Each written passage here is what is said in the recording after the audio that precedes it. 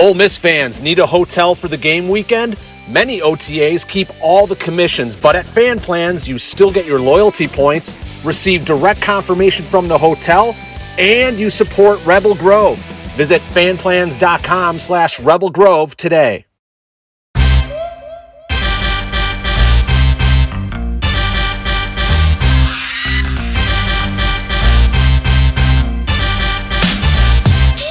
Welcome into another edition of the Troy Brown Show, brought to you by Comer Heating and Air, Southern Air Conditioning and Heating. I'm Neil McCready. That's Troy Brown, Ole Miss's linebacker. Number 2 on the Ole Miss roster right now in tackles, having a big-time start to the 2022 season. Ole Miss 2-0, ranked 20th in the country. They head to Atlanta on Saturday to play Georgia Tech. At Bobby Dodd Stadium. That game 3:30 Eastern, 2:30 Central. If you're not making the trip to Atlanta, you can see the game on ABC because it's a game being played in an ACC stadium. They've got the TV rights, so the game will be on ABC at 2:30 Central, 3:30 Eastern. We'll talk to Troy about that and a number of other things here in just a moment. First, I want to tell you this podcast is brought to you, this show brought to you each and every week by Comer Heating and Air, Southern Air Conditioning and Heating. It's different names, but it's the same people. It's the same great products. It's the same great services. If you live in Oxford, Tupelo, that area, you want to call Comer, 662-801-1777. If you live in Memphis or that North Mississippi, DeSoto County, Hernando area, you want to call the people at Southern, 662-429-4429. Troy, how are you? I'm good. How about you? I'm good. Won't spend a whole lot of time on Central Arkansas because, I mean, it's 59-3. There's just not a whole hell of a lot to talk about. But I thought it was interesting that Monday in Lane Kiffin's weekly press conference, he was asked a question about, quarterbacks and stuff, and he sort of volunteered. He took it on his own. He took the question and went into an area that he wasn't really asked about at the time, which told me it was something that he wanted to talk about. He talked about how while the media in the summer was understandably focused on quarterbacks, because that's what we in the media do. We take the simplest thing and go. He said, there was a lot of concern inside the building about what linebacker might look like with that, in defense. How big of an issue was that going to be? We've chronicled about replacing Chance Campbell and Mark Robinson and that stuff. And he went out of his way to talk about how you guys, the 4 of you, have kind of emerged as this incredibly solid, consistent group that has made plays and been in the right place and gotten guys in the right place. I know it's early; it's just 2 games. There's a lot of season left to go, but I'm guessing you feel pretty pleased with where you guys are as a linebacker unit right now. Most definitely. I feel like we're making strides as we go, and we're just taught. To be physical, to play the game that I would say it kind of like conforms to all of us because we're all kind of different. So I feel like they tell us to go out and just be ourselves and use our attributes in the defense and not just be a robot. So that's why you see Kari speeding through plays or speeding through the line and just using his speed and not, just being a robot, or because he was a D lineman last year. So it was kind of new for him to step off the ball, and he just used his strengths and use it at backer, and now he's excelling pretty like you obviously see it. So I put the binoculars on you a lot in the first half. You just are a guy, and tell me if I'm wrong. You so much of it with you, it feels like it's instinctive. You've got that kind of that defensive back days where you played safety and stuff, so I think you see plays sort of developing a little bit, but you just have a way of sort of getting to the ball. Is that something that's a result of a lot of film study, or is that instinct, or is it a little bit of both? Your keys will always get you to the play. I feel like so being able to see what's trying to be put in front of you, because we always say motion equals distractions. So offense try to do like the same thing but in different looks. So you have to pay attention to the real keys to let you know what's going on and what's going to happen. So Once you know, and it looks like you're playing superly fast, but you're just ahead of the play, knowing that you should be at this place. So I try my best to know my keys, and when I get to that place, make the play. So that's just all it is for me. I know after the opener against Troy, you and others were a little disappointed with maybe the second half, didn't finish that game the way you wanted to. Central Arkansas, obviously, Ole Miss was going to get a lot of guys in, a lot of guys that normally don't get to play, work hard in practice. It was an opportunity to get them on the field and get some snaps. But did you feel like you guys kind of answered the second half bell better this time? Most definitely, because we came out to a situation to where if we would have just backed out, the game could have easily been flipped. So, and plus going into halftime, we went into a situation to where they gave the ball up. They kind of drove the ball down to where they was in range to score. We got a fourth down stop, and then we got an end zone pick. So it was just like things that were happening, offense contributing to defense, defense contributing to offense. So it was an all around game, and that's what like gave satisfaction to us. Yeah, most definitely. Let's talk about just a little bit about Georgia Tech. I'm not going to ask you to break them down and give away game plans or any of that stuff, but you've had a little opportunity as we tape this kind of late on a Tuesday afternoon. You've had some time to look at film. When you look at Georgia Tech, do you focus mostly on that Clemson game, or do you just kind of look at everything? Do you focus on individuals, or are you looking for like schemes and tendencies and just to get familiar with what it's going to look like out there? Well, you just go back to what they like to do. Clemson game, maybe they got out of character, just trying to win the game. So you don't necessarily focus on the good or the spectacular plays that you don't normally see. So you just go back to see what they did do that they normally do, what they did good and what they did bad. And then you just combat it to what we do as a defense and try to figure out what we can do to get in, like to get sacks or to get PBUs or to get in places to where they like to go. So that's just all we're doing. As players, I know it's fun to play at home. You get to walk through the Grove and all your fans are there and all that stuff. But is there something kind of cool about going on a road trip as a football team? Always, just because it's the experience that you're not going to get back. It's just this one game to this one place that you're going to have with these set of guys because you're not going to get the same exact team next year. So you just enjoy the whole experience, and then the point and like the mindset that you're going in to takes what's not yours, and it's just like yeah, I got my brothers with me. We're coming to your house. We're coming to disrespect you. We're coming to take away this dub, and there's nothing you can do about it. So it's just that mindset that we have, and all going in together. So that's just how I look at it for real. Lane talked about how this is, obviously a team that's been well chronicled, all sorts of transfers from different places, different leagues. Heck, there's a guy from Georgia Tech, on this team. So he was talking about how this is the first time you guys have traveled as a group, that there's still new stuff that's the kind of thing that stresses coaches out, right? That anytime something's a first, coaches freak out about it.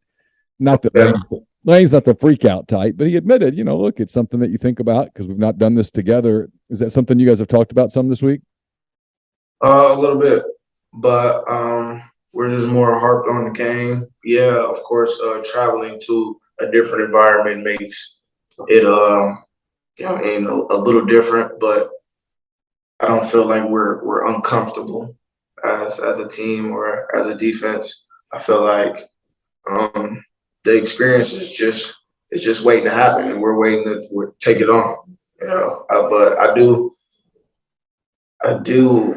kind of have not necessarily concerns, but I do want to know what traveling is going to be like because it is our first time. So the scheduling and the who's going to be there, who's not going to be there, it might be a little different.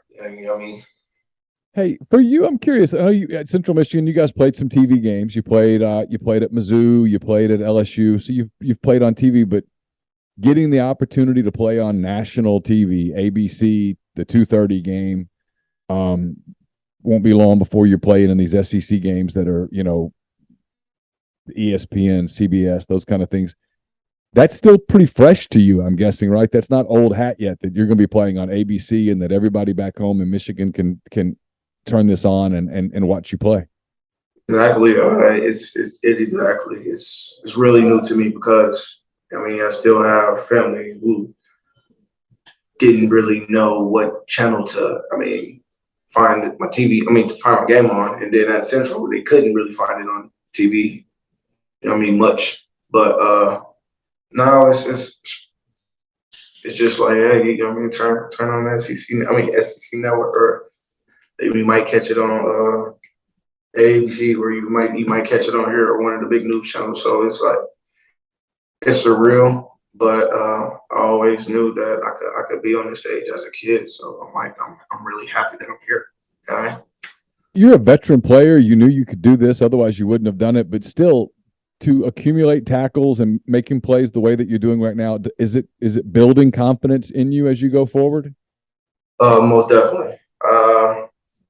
I'm liking the way our defense is forming. It's not just me. It's just also seeing the plays, the picks, the tackles, the sacks around me, and it's just like, man, we're all having fun. We're all doing what we all thought we would do as a defense. So we're just ready to take it to the next level, and I'm really, really waiting to see like how that happens and what it takes for us to get there, because we're going, but it's slowly but surely. But I really want to know what it is that takes us there. So I'm waiting to see that.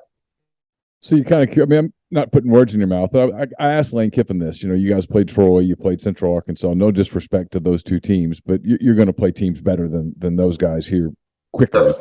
Is there a part of you that's kind of ready for that test, ready to see a better team, D1 guys, Power 5 guys that, look, you got to work to get a scholarship to Georgia Tech, right? They don't just pass them out on the street. You got to be a good player. You got to go through the process. Are you kind of eager to see how you guys measure up against teams like that? Exactly. I'm ready to see us tested. I'm ready to see us back against the wall, see who we are, and ready to conquer that and really walk out as a real team. So I'm ready for that to happen. I don't think that has happened yet. I asked Mason Brooks this earlier in the week. I'm curious to get your thoughts too, because it's one thing to say, hey, we're just locked in on us, we're focused on us, and I get that, and that's what people do, but you're also human, and you hear what's going on around. When you see Alabama get taken to the final seconds against Texas, when you see Texas A&M lose to Appalachian State, Auburn struggle with San Jose State, things like that, does it part of it tell you, hey, this division, this conference might be more wide open than people think it is, or do you have to ignore that and not, you can't allow yourself to go there because that is thinking ahead? Well, anybody can be beaten on any certain day if you don't come and play. That showed Texas A&M, that showed Notre Dame. Yeah. You can't take anybody lightly, because this is somebody who's going out there with a passion to play this game, no matter what level they're on. They stuck with the plan to play at the next level after high school. So there's talent there's many different talents, many different stories of why people are where they are. So I don't take anybody lightly. Definitely not anybody from the lower conferences, because they're playing with a bigger chip. Like they're thinking that you're coming in just to disrespect them and to think you're going to walk out with a win. So that's extra hunger. So for you to go out there and take them lightly is just like you're giving them the confidence that they really needed. We mentioned road trips. I know there's guys on your team probably that are either flying for the first time or one of the first times. There's probably some guys on your team that are a little nervous about flying. Are you a guy that when you get on a plane, you fall asleep immediately, or are you a guy that's nervous about flying? I love to sleep on planes. I love to watch movies sometimes as well. So, I just love the whole scenery and the experience. I don't know why people are like afraid of heights or just plane phobias, but I enjoy it. What's your phobia? Do you have one? You scared? Like, I'm terrified of snakes. The thought of a snake, it just freaks me out. What's yours? Used to be really, really scared of clowns. Why? Okay. So you remember, the movie It, right? Yeah. So the older version, back when I was younger, me, my older brother, and my younger brother, we were watching it. My mom was at work, so it was just her three boys at home, up late watching the scary movie. So in the movie, he pops out the sink with the water on, or whatever, blah blah blah. But we're just downstairs watching the movie or whatever. My little brother falls asleep. My big brother disappears. I'm still watching the movie, eating popcorn. I hear the water fountain from upstairs turn on. I mean, the bathtub, because the water fountain, I couldn't hear it. It was the bathtub. So go upstairs to turn it off, and I go back downstairs. It turns back on. I'm like, bro, what is going on? I'm looking for my brother. I'm like, where's my brother at? Anyways, I go back upstairs, turn it back off. As soon as I open up the curtain, he pops out the tub with the It mask on. Hearing me so bad, man. I cried for like 5 minutes straight. Gave you a cardiac. Man, mess with clowns ever. So you're still a little wary of clowns. Okay. All right. So bad news for you that you did not do well in your MAC picks last week. You went 2-3. I, on the other hand, had a really good week in the MAC, Troy. I went 4-1. So I've taken a 2-game lead in our little competition here. So the pressure is on you. I've got 6 MAC games this week for us to take our shots at. We'll start with Cincinnati at Miami, Ohio. Cincinnati's a 20.5-point favorite over Miami. I say that, yeah, that's far. Yeah. I give him the points. You think it's too many points?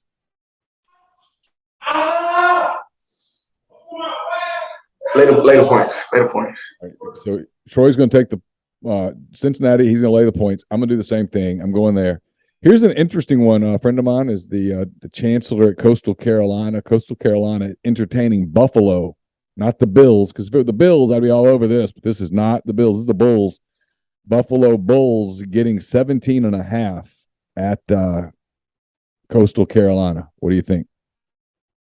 Saying they're winning or losing? No, Buffalo is getting 17.5 points. So Coastal Carolina is favored to win by 17.5. I'll go ahead and tell you that I'm going to take Coastal and I'm going to lay the points just because of my friend Michael Benson. 17. They had a bad game this last week, didn't they?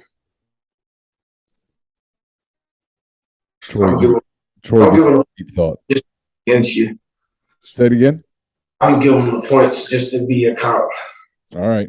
So you're going to give the points.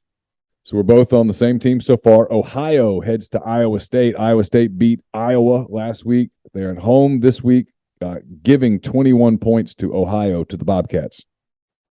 Lay them. You're going to lay them? All right. So Troy's going to take Iowa State and lay the points. I'm going to take Ohio and get the points because I think Iowa State's going to have a little bit of a letdown here. All right, here's an interesting game. You guys play Vanderbilt in just a few weeks. Vanderbilt heads to Northern Illinois. Northern Illinois has been pretty good in the MAC the last few years. Vanderbilt's getting 1.5, so the Huskies are favored by 1.5 in DeKalb against Vanderbilt. I think they're going to win by like 10. All right, Troy's going to go with Northern Illinois. I'm gonna go one more week and give my guys at Vandy because Clark Lee and I have the same hairstyle. I'm gonna go with Clark Lee and the Doors one more time, and I have a feeling they're gonna let me down, and that's gonna be the end of that. All right, Marshall coming off a huge win at Notre Dame, a big win for the Thundering Herd. They got to follow it up. They got to put it down. You know how hard that must be to quit thinking about Notre Dame. What a huge win, a win they'll talk about for the rest of their lives, right? They got to go to Bowling Green on Saturday. They're an 18-point favorite at Bowling Green. Yes. Yeah. I agree with him. So you're going to take Marshall here? Yeah, I am too. We're both going to take Marshall and lay the points. All right, final one, Pittsburgh. Unlike Marshall, Pittsburgh loses a heartbreaker, an absolute nail biter at home against Tennessee last week. Keaton Slovis got hurt in that game. Pittsburgh heads to Western Michigan, not Troy's favorite team. Heads to Western Michigan. Pittsburgh is an 11.5-point favorite. I'm going with Pitt, but I say it's like a 20-plus dub, 21 blowout. We are both going to go with the Panthers over the Broncos there at Western Michigan. For me, it's more I just think Pitt's a pretty good team. I think for Troy, it's personal. He does not like Western Michigan. That's just very clear. So if this tightens up, I know how to steal a game from him because he'll go emotional on a Western Michigan game later in the year, and I might be able to grab one. It's a freebie. It happens. We didn't even get to Central Michigan this week, so I'm saving those for more emotional times as well. All right, listen. Have a great trip to Atlanta. Best of luck to you and your team there in Atlanta. Again, that game is at Bobby Dodd Stadium, 2:30 Central, 3:30 Eastern on Saturday. You can see it on on ABC, not ESPN, ABC on the ESPN app, but you can see it on ABC. And we're brought to you each and every week by Comer Heating and Air, Southern Air Conditioning and Heating, different names, same great products and services. If you live in Oxford, Tupelo, the surrounding area, call Comer 662-801-1777. If you live in Hernando, Memphis, or the surrounding area, call Southern 662-429-4429. So for Troy Brown, I'm Neil McCready. We'll be back next week with another edition of the Troy Brown Show. Until then, take care.